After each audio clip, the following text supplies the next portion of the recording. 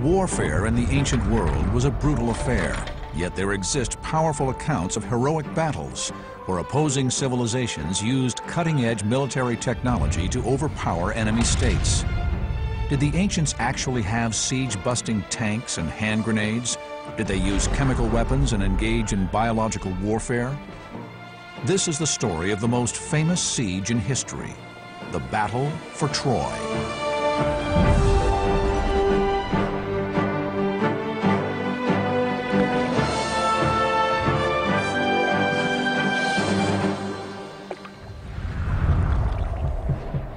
Our common perception of the ancient world is of cultured civilizations whose people were steeped in philosophy, science, and the arts.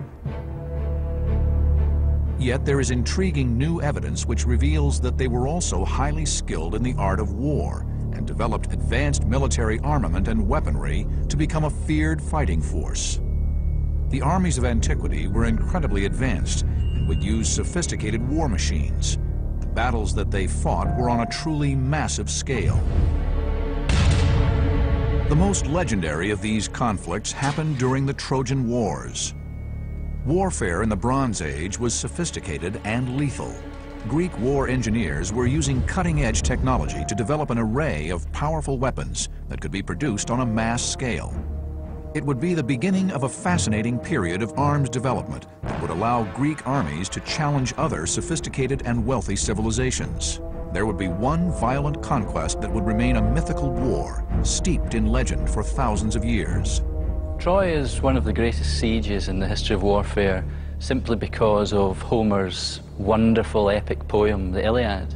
Homer, the Greek poet, lived around 800 BC. He spoke about a series of heroic battles known as the Trojan Wars that had taken place centuries earlier. The tale of the siege of Troy would become the greatest story ever told, one that would appeal across cultures and time. The Iliad provides a powerful account of warfare and weaponry from the ancient world, and a fascinating insight into how battles were fought by late Bronze Age warriors.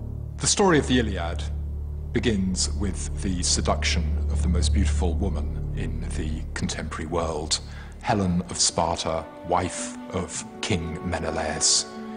She had fallen in love with Paris, one of the younger sons of Priam, king of Troy, and she had run away with him back to Troy. The Trojans won't prevail on him to send her back to her husband. The outraged husband, Menelaus, contacts his brother, Agamemnon, the High King of Mycenae. Between them, they organize a massive flotilla to get back the errant wife. The ancient Greeks lived in small city-states, Athens, Sparta, Corinth, and Thebes, each of a population of around 100,000, and each of which vied for military supremacy. Sometimes these city-states would put aside their differences and come together in leagues, forming one super force that would fight against a more powerful and common enemy. During the Bronze Age, one powerhouse of a state would emerge that would have ambitions to rule not only Greece, but also the whole of the Mediterranean. The state would be known as Mycenae, ruled by the powerful Agamemnon. Agamemnon summoned other Greek leaders to go on a great expedition to punish the Trojans, to get Helen back, and to destroy the rich and powerful city of Troy. The Battle of Troy would be fought by two superpowers, the Greeks, who were led by their commander-in-chief Agamemnon, and the Trojans, ruled by King Priam. In the siege of Troy, the Greeks were really up against it. Troy was an extremely well-defended city, huge cyclopean walls of massive masonry. The Greeks had no conventional way of burrowing through. King Agamemnon would have to use all his warfare skills to fight the Trojans and break the walls of this mighty city. The siege of Troy would last 10 years, and it would take an ingenious and audacious siege engine to break the city's defenses and bring about its destruction. But over 3,000 years after the event, historians have been forced to confront an intriguing mystery. Did this extraordinary war machine ever exist at all? Here at the British Museum in London, archaeologists have analyzed clues from the ancient desert kingdom of the Assyrians. discovered in the northwestern palace of Ashurnasirpal, this amazing bas-relief offers startling evidence that complex war machines were in use much earlier than was previously believed. Julian Reed is former Near East curator at the museum. In front of me, we've got a siege engine, and the way that that works is that it's got a beam coming out. People inside the siege engine would have maneuvered that beam up and down and to and fro in an effort to break down the wall bit by bit. Assyria in the 700s, Persia in the 500s developed all the techniques for taking a fortified place, bar one, that were ever known in the ancient world. Geniuses of siege warfare, the Assyrians commonly employed a device known as a wall fly whenever they laid siege to a city or fortified town. The palace bas-reliefs clearly illustrate them armed with wooden drills, reinforced with wall-penetrating iron heads. The Assyrian war machine is a wheeled structure, a wickerwork shelter with a domed turret at the front, a bit like the neck of a horse. The framework of an Assyrian siege engine was covered by a protective material such as canvas, felt, or hide. This protected flammable wooden towers and parapets from fire. Something that they could do would be to throw down torches with burning tar on them to set the machine on fire. The Assyrians anticipated this by setting up a water vat inside the machine and arranging for water to be poured on the outside to keep it wet. There are two things looking rather like the ends of hose pipes coming out of the front of the siege engine, which would have been letting water down. So, could these giant war machines have been the inspiration for the ancient poet's myth of the Trojan horse? Because a siege engine is a device holding soldiers which attacks an enemy town, you could then from that derive a story about soldiers being hidden inside such a thing. Startling evidence has recently been recovered from Syria, which suggests that these machines were already in use 600 years before the Trojan War. From this, it is clear that the ancient Assyrians were already extremely familiar with advanced siege-busting war machines during the time of Troy. We do know that power in the ancient world was determined in the theater of war, and victory on the battlefield was a gift only bestowed by the almighty gods. One of the most important Greek sanctuaries of antiquity would be Olympia, birthplace of the Olympic Games, and dedicated to the most powerful of the gods. Zeus was the arbiter of war and the god to whom the Greek warriors would pray for victory in battle. The peoples of antiquity would offer the god of the cult they belonged to exquisite gifts and sacrifices. These were known as votive offerings. Votive offerings were believed to buy the favors of the gods and ensure victory in battle. This collection of warriors' helmets recovered from the site of Olympia are believed to have been votive offerings made to Zeus. They provide intriguing clues as to the scale and importance of warfare in ancient Greece. This bronze breastplate, complete with spear holes, is engraved with scenes of Zeus and is testament to the highly skilled metallurgy techniques developed throughout the Bronze Age. Scientific study of weapons that have been found over the last 2 centuries have revealed that the ancient peoples had a complex understanding of working with the metals available to them. This is an ancient Greek helmet dating to about 650 BC. It's remarkably lightweight. It weighs about 3¼ pounds. That's about the equivalent of a modern infantry helmet. Dr. David Starley is an investigative science officer at the Leeds Royal Armouries Museum in the UK and is using X-ray technology to investigate the internal structure of this ancient helmet. The great advantage of X-radiography is that it allows us to see beneath the surface, but it doesn't do any damage to the object itself. The advanced metal thickness of this late Bronze Age helmet baffles us today. The density of the X-ray image relates to the thickness of the metal. It's been produced to very high standards. It's a very even 2mm thickness. We think of bronze as being an easily cast material, but in fact the evidence seems to be that this was hammered.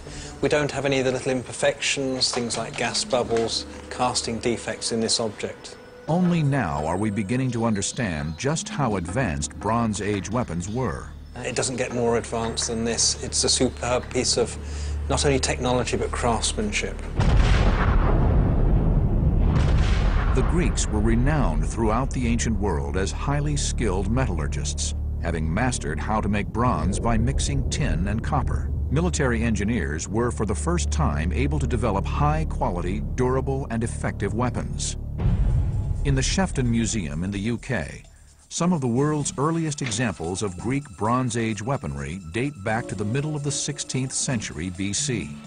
Weapons in the late Bronze Age are not toys. They're absolutely lethal. They're sharp, they're strong, you can see they're durable. Intriguing archaeological evidence is beginning to emerge that over 3,500 years ago, Greek technology was becoming sophisticated enough to allow production of weapons on a mass scale. The weapons themselves show you that these people were experts. This rapier-like sword is one of the world's oldest surviving examples of Bronze Age weaponry. Incredibly, it dates from 400 years before the Battle of Troy and is an early example of Greek military craftsmanship. This is 3,500 years old, and I could sharpen it up and I could use it. We cannot produce this today. It can't be done.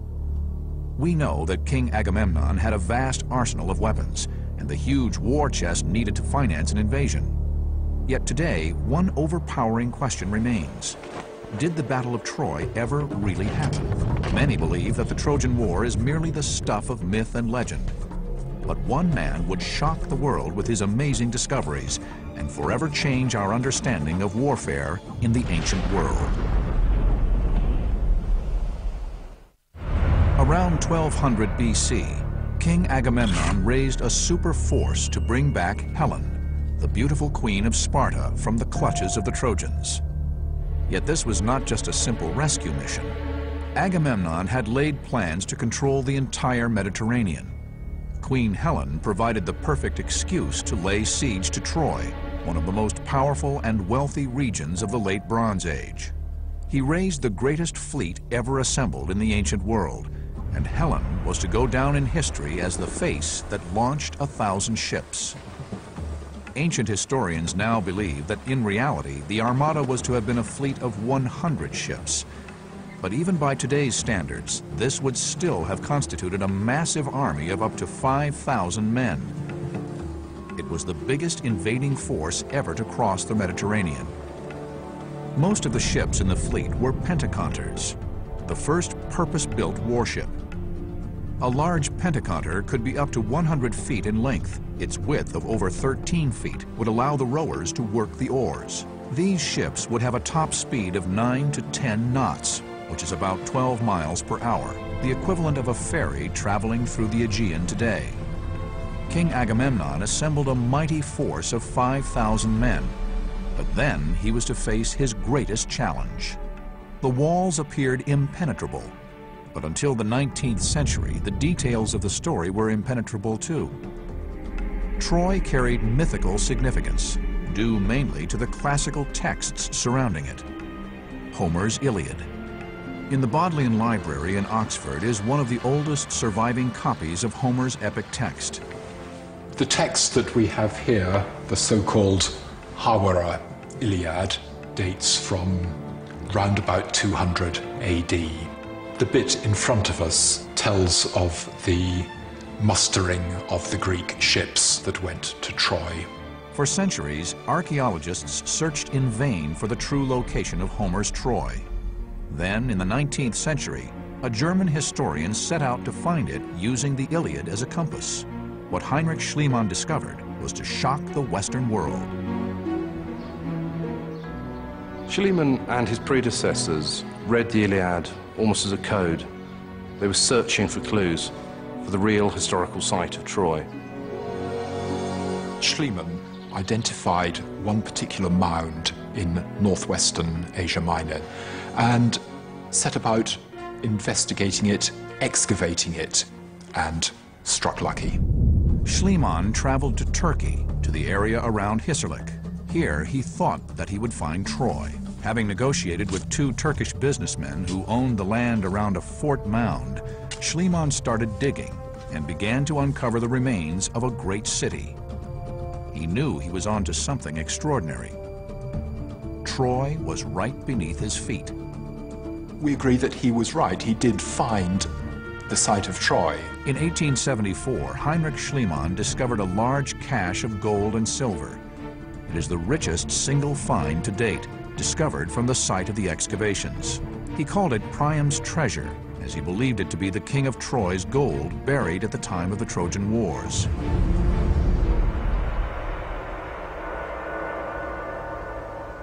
Over 100 years later, some of the world's leading archaeologists are still trying to unravel the reality behind the myth of Troy.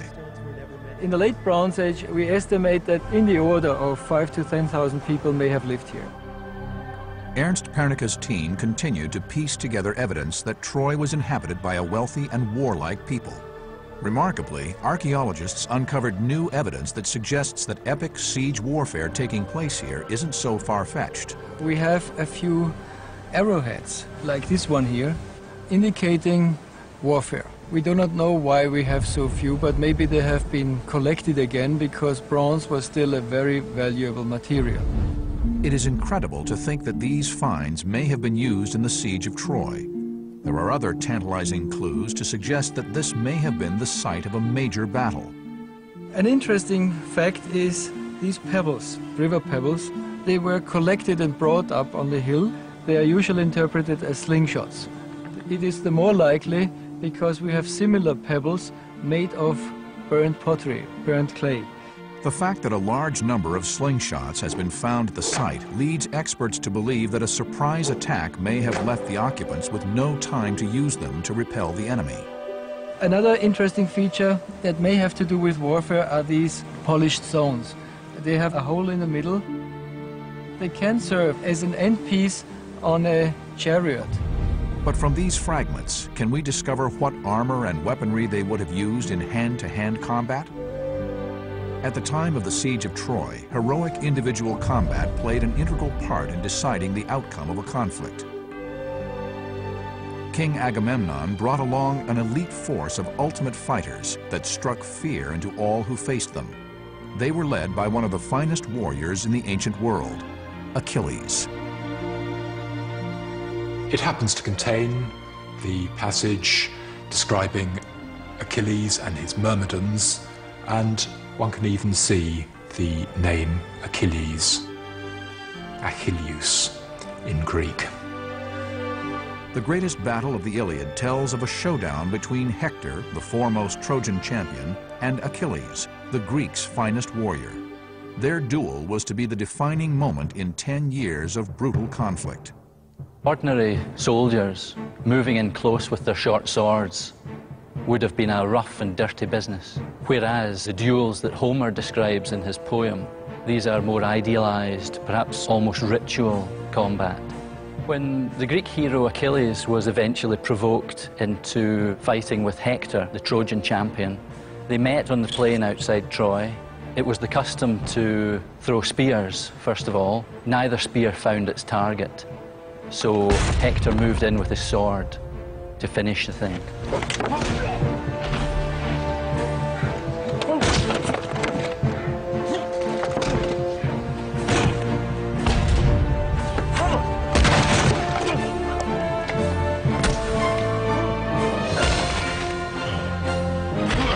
By this time, Achilles had retrieved his spear and thrust it through Hector's throat. Warriors like Hector and Achilles would have been brought to the battlefield by the first great war machine of the ancient world, the chariot. This was a culture that prided valor in man-to-man combat, looking at the whites of the eyes. The reality of fighting hand-to-hand is you not only had to be incredibly fit, you had to have incredible stamina. It's the same with a sword cut. If you're gonna take a man's arm off, then the amount of power in a stroke like that is exhausting. The style of heroic fighting between two warriors like Hector and Achilles was similar to gladiator fighting at the height of the Roman Empire. This meant the chariot at the time of the Trojan War was used in a very specific way. The chariots were used, therefore, as battlefield taxis, not just to drop the warrior off, but also to relieve him. There they are in front of their colleagues, winning fame and glory before one and all. But as they tire, their buddy comes in. He comes in, he jumps off, takes the man on they're going to take, and they make their getaway. 3,000 years ago, a revolution in weaponry saw lethal new armaments constructed on an industrial scale. This posed an epic challenge to King Agamemnon's military engineers. Could they develop the armor technology to avert mass casualties outside the walls of Troy? King Agamemnon's army had made an epic journey across the Aegean to the very gates of Troy. Faced with towering walls and near impregnable defenses, they began a siege that was to last a decade. But how did they survive 10 years in the open, brutally exposed to all that the Trojans could hurl down at them? Combining archaeological evidence with clues from Homer's text, modern weapons reconstructors are now piecing together the combat weapons and armor ancient Greek forces developed. The most distinctive element of the equipment I'm carrying is probably the helmet. This particular one represents the final evolution of this style of helmet, which is a Corinthian. And it's very distinctive because of the very long cheek pieces at the front and closed face, which protects you when you're fighting against the enemy, because you would have a big shield across your front. Greek war engineers manufactured a style of helmet that maximized the wearer's critical senses of vision and hearing. And during the Persian Wars, the ability to give command and control was very important. And with the earlier pattern helmets, that was closed off, so it's like wearing a seashell on your head. All you hear is the sea going round, so people point you at the enemy and give you a big push. Within the later periods, people had to hear what was going on. In response to the developing arms race, Greek metallurgists needed to construct armor that withstood the deadly firepower that was now developing on the battlefields. One innovation used composite materials in an ingenious system to protect warriors in combat. Incredibly, the armor consisted of a high-intensity fiber material that Greek engineers designed to withstand metal-tipped arrows. What we've got here is a linothorax, a lin thorax, which is made up of layers of linen glued together. In fact, this one's got 14 layers of linen with a leather core in the middle. It's lighter than metal armour. It moulds itself to your body when it's warm, but it is very, very hard and very, very protective. In many ways, it's akin to modern Kevlar body armour. We used a composite bow at point-blank range to test the strength of linothorax technology.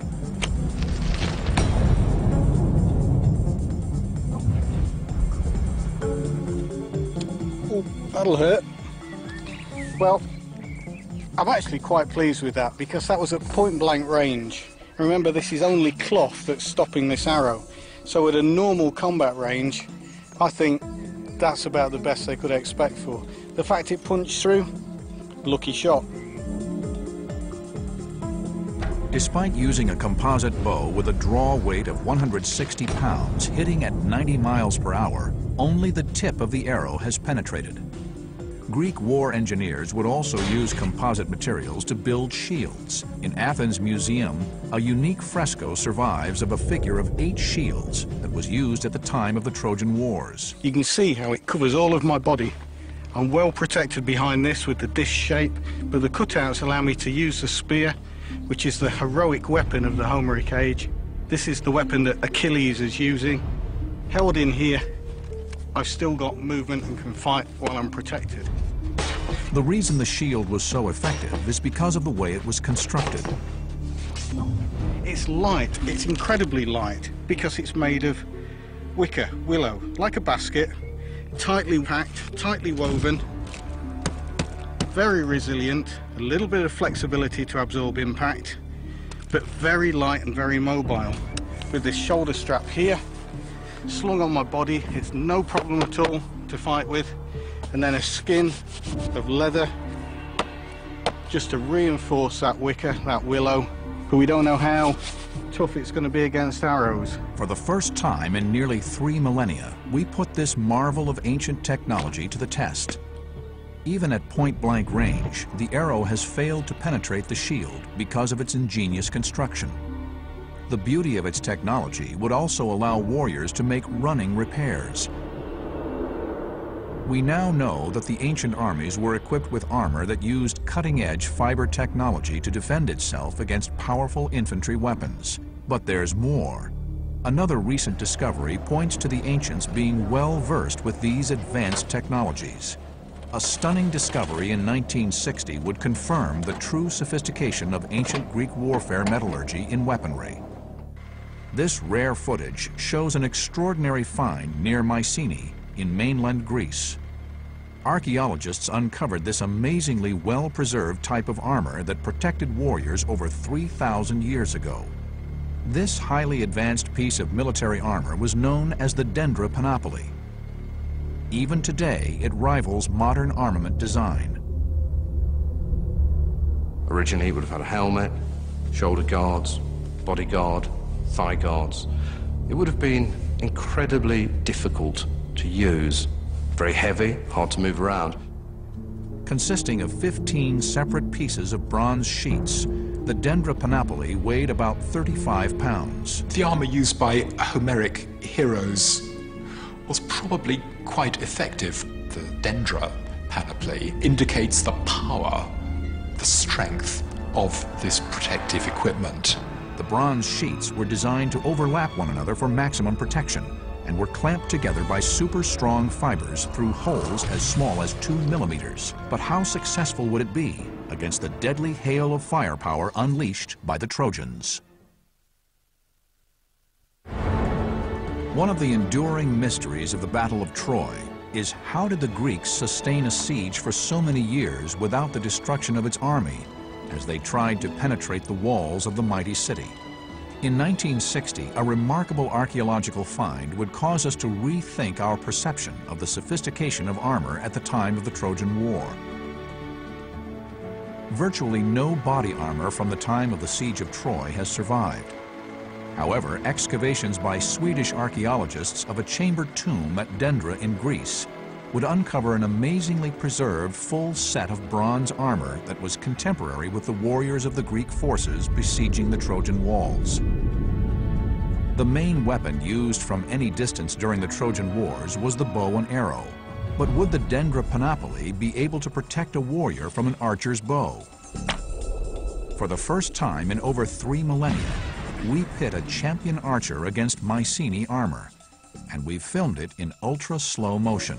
Well, that was fantastic. This arrow tried to burrow its way through, and it's managed to penetrate 1/2 inch, and it's dented and mangled the head of the arrow there. Would have shocked him, but it wouldn't have hurt the man at all. Even using the armor-piercing bodkin, champion archer Mike Ashington failed to cause significant damage to the panoply. Amazingly, although Mike's third shot also strikes the edge of the panoply, it glances off, snapping off the arrowhead without leaving so much as a mark on the shiny bronze surface. Another superb shot finds its target right on the heart, but yet again the arrow fails to do more than puncture the outer layer of the bronze armor plate. There's no way this guy's been hurt. He's been shocked, he's been terrified, but he's not hurt. He's still living to fight another day. But what would it have been like having to wear this kind of armor? It would have been incredibly difficult to use. Very heavy, hard to move around. Most fighting happens in the summer when the temperatures are over 100. You couldn't actually have worn it, let alone fought in it for long, before suffering from heat exhaustion. The warriors who would use it would be chariot-borne. They wouldn't actually have to walk or run around much.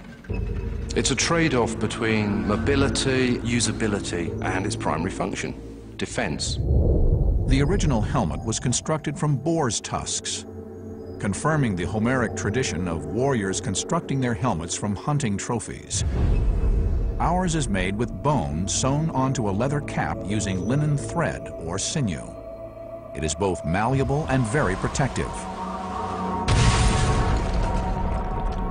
Despite using a leaf head arrow, which was able to cleave one of the bone plates in two, the armor flexed, absorbing the force. Even hit at point-blank range, the warrior would have survived the strike. Yes!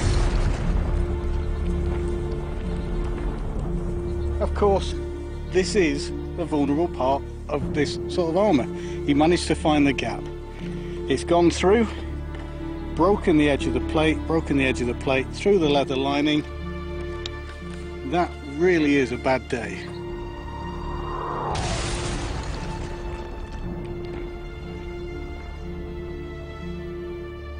But powerful infantry weapons and armor would not be enough for King Agamemnon to penetrate the fortress of Troy.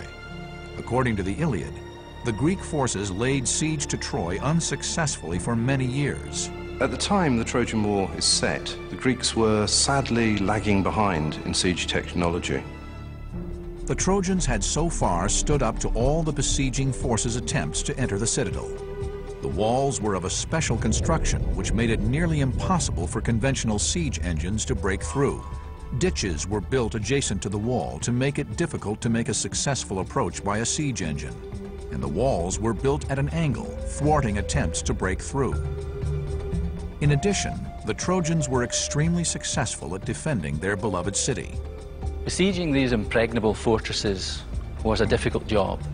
Not only were the walls impregnable, but the defenders would be constantly throwing weapons, dropping stones. And worse, unbelievably, we now know that the ancients had access to both chemical and biological weapons. There are also stories of chemical and biological weapons surviving from the ancient world: scorpion bombs, poisonous insects, clouds of smoke. Archaeologists and scientists have recently discovered that scorpions were actually used in ancient warfare. During the Roman siege of Hatra, which is a city in present-day Iraq, the defenders threw pottery jars full of stinging insects and scorpions onto the Roman attackers. There's also evidence of chemical warfare from the ancient world. Naphtha is an inflammable chemical substance, a bit like napalm. The defenders of Hatra were able to throw this naphtha, presumably in pottery vessels, perhaps like these ones, and destroy war machines and cause chaos amongst the ranks. In 1988, in Hama, Syria, a remarkable discovery was made surrounding a set of pottery spheres. These intriguing objects were revealed to be hand grenades dating back 1,000 years. According to Homer, the Trojans would use deadly scorpion poison to defeat the Greek warrior Achilles. In Homer, we've got the death of Achilles, shot in the heel by a poisoned arrow. The ancients had such biological techniques. They knew how to inflict pain and death in a variety of ways. The siege of Troy had lasted 10 years. King Agamemnon and his troops had failed in their mission to break down the walls of Troy and bring back Helen. But there would be one final attempt to defeat the Trojans, and it involved a sophisticated siege machine, never before seen on the battlefields of antiquity. For a decade, King Agamemnon had laid siege to the impenetrable citadel of Troy to try to destroy the wealthy and powerful Trojans. Each year, the Greek forces sailed back to Troy in a new attack to sack the city and reclaim Helen from the clutches of the Trojans. Throughout the centuries, it's been quite common for warfare to be waged on a seasonal basis, for warfare to be waged in the summer, and people would go home in the autumn where they would be supervising the harvesting of the crops and seeing to the economy that funded their armies. Each year, once the Greek forces left to return home, the Trojans would celebrate the enemy's departure. But in the 10th year, everything changed. For the invading Greeks would come up with a daring, clandestine operation. The man who devised the ingenious plan was Odysseus, a superior Greek commander and close ally of King Agamemnon. He would instruct his military engineers to create the most famous siege machine ever to be written about in history. The Greeks needed such a plan, as the fortifications and defensive strategies employed by the Trojans were at the cutting edge of siege technology. But is the Trojan horse just a myth? Archaeological discoveries at Troy suggest it was more real than we once thought. Recent years, the last 5 years or so, there's been some really good archaeology going on at Troy, and they've found a number of things. We always used to believe that Troy was just this citadel on top of this great rock precipice. Apart from anything else, how could you get a horse up there? But now we learn There's a lower town, a big lower town with mud brick walls. So that's something that they could get through. Around those walls, you've got this great double ditch going round the outside, and they found post holes, so it was palisaded, well defended. Now it starts to make sense. Now they've only got to get through the outer defenses. Archaeology at the site has revealed that the specific wall construction of Troy ensured that even the most robust siege machine would not be able to penetrate the walls of the city. From this vantage point, you get a fairly clear sense of how impregnable the city of Troy would have been at the time of the wars in the late Bronze Age.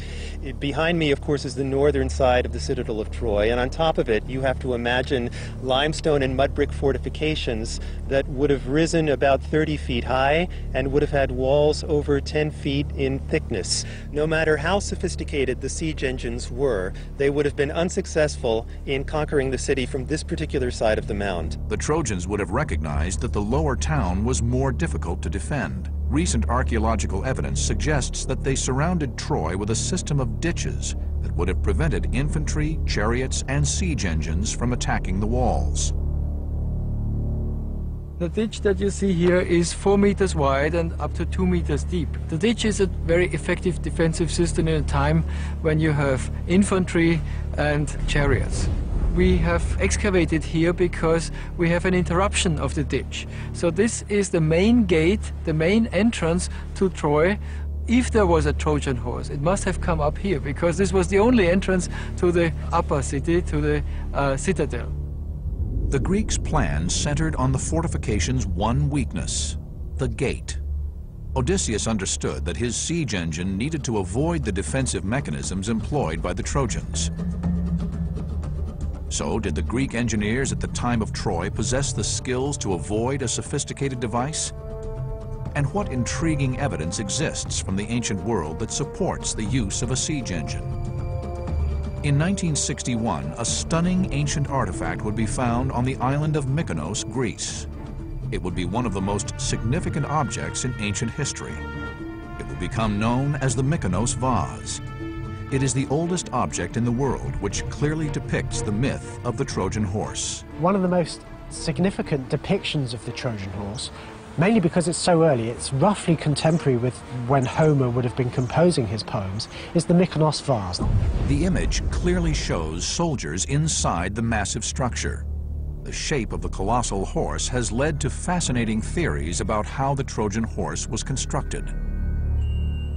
Naturalistic representations of horses in art don't occur until the 5th century BC. We have plenty of evidence for how they did depict horses. And they looked like this. It's primitive, it's pagan, it has this elongated fuselage of a body. It has this high camel neck. It's got a purple mane and tail. That was the high status prestige color of the ancient world that came from a sea snail just off that Turkish coast. You could perhaps put amethyst for eyes, bronze hooves. Now you've got a most splendid art object, and you can see why it seduced the Trojans into taking it inside.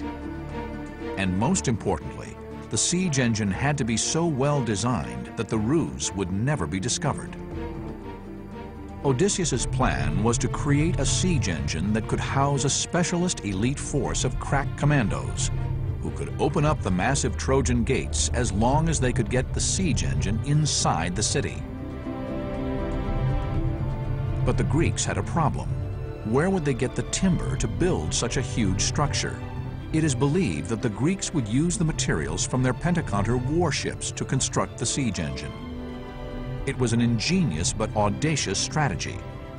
But how would the Trojans be tricked?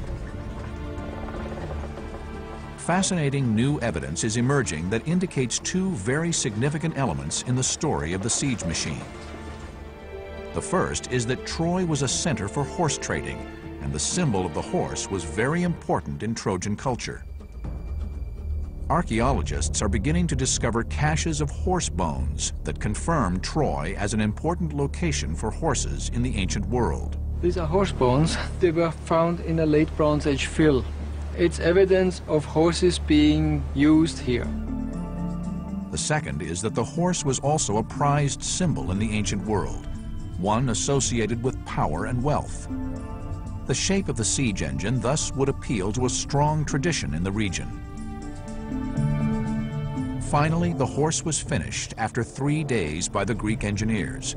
It was a magnificent and imposing structure, one that would have attracted the awe of the Trojans as it sat on the shores of Troy. But why would the Trojans bring the siege engine into the city? In order to understand how this ruse might have expected to work, we need to understand the religious mindset of the peoples of that region and that time. The Greeks had vanished from the plains of Troy, leaving the horse outside the gates of the city. The Trojans believed that King Agamemnon had surrendered and fled back across the Aegean. He left the Trojan horse as a gift to the gods to ensure a safe journey across the dangerous seas. But the Trojans had other ideas. If they took this beautiful effigy inside their city, they could offer it to their own gods, bringing the magic of the offering onto their side. A useful way of winning a battle was to attract the opposition gods over to your side. And the best way of doing that was to bring it inside the fortifications, to bring it through the walls and to set it up in the midst of their city, so that this offering from the Greeks, in fact, became an offering to the gods of Troy. It had taken King Agamemnon and his warriors 10 years to take the upper hand in the siege of Troy. They had managed to create an elaborate foil with their elite forces penetrating the mighty city walls.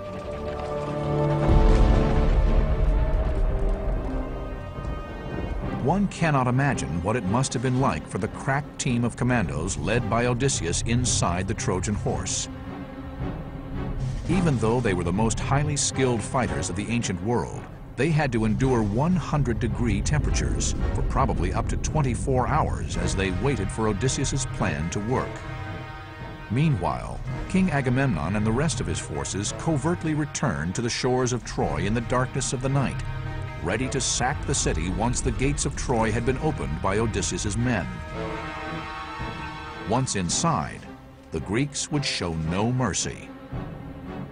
The besiegers would have swept through the town, killing indiscriminately, not only the warriors, but women, children, even animals. In the end, there were few Trojan survivors. King Agamemnon's vicious assault and burning of the citadel revealed the ruthlessness of the siege warfare in antiquity. It was one of the bloodiest and most barbaric sackings known from the ancient world.